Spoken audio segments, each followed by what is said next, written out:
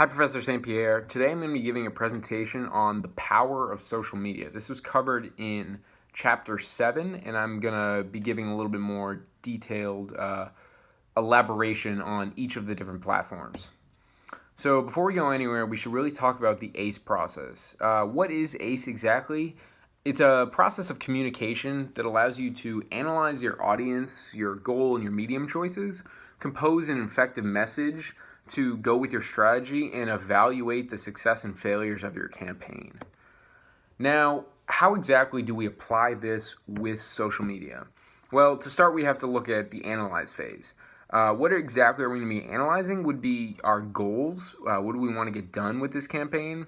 Our target market, which is the most vital thing. We need to know who we're promoting to, our current campaigns, and the different types of social media platforms that we can use. By analyzing this first, this will kind of help us frame, in a sense, a social media plan that we can base our future work with. Next, what we should be composing is tailored content for each platform. Twitter, Facebook, Instagram, they all work differently, and people expect things differently on each platform. The other thing we should be composing is audience engagements, as well as video and photo content. So you want to be making sure that people feel engaged, both with video and photo content. That is some of the better content than, say, just text content. And lastly, something that is not necessarily going to be seen by the target market, however, is going to be used a lot by you, is a weekly plan. This will kind of help you dictate what needs to be done each week on your social medias. And now if you tailor your content to each platform, you're going to see a higher level of success with your social media. And lastly, what should we be evaluating? Well, the three main questions are we hitting any predetermined metrics? Has process been made on our goal? And what worked and what didn't work? Now, evaluating allows you to really determine how something is going, and then it'll allow you to build upon that in the future. If something yesterday gets 100 likes and the next day gets 2 likes, clearly something worked and something didn't work, and you need to evaluate what's going on here. Am I doing something wrong? So let's kind of dive into the different platforms and really how to use each platform. The first one is going to be Facebook. Now, Facebook is pretty much all about posting strategically. Now, it is very, very focused on audience interaction. And with that comes posting regularly. If you have a brand on Facebook that has over 10,000 followers, you should be posting at least twice a day. Anything under that, a little bit less, maybe 5 times a week.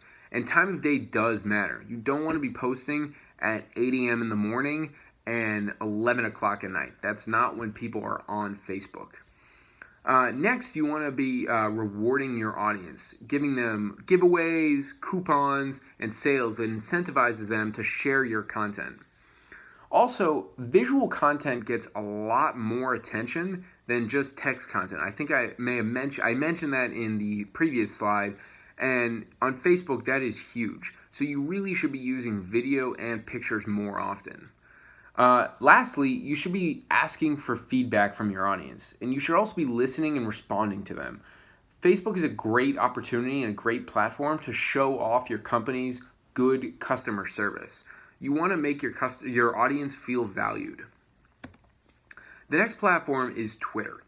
Now, on Twitter, it is a platform based around conversation. You should be keeping all of your posts short, focused, and make it worth following. Now, the number one thing with Twitter is hashtags. They are vital. You should be using 1 or 2 for every tweet that you are putting out. This will help you grow your audience.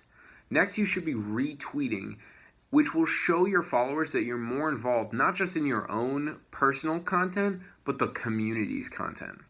It'll allow you to talk, in a sense, to your community. Now, we all know that Twitter has a character limit of 240 characters. That means that every letter that you're tweeting needs to be worth it. You need to make sure that it counts, and you should not be using too many filler words. And lastly, you need to make your Twitter interesting. You need to make your content things that people want to follow and talk about and listen to.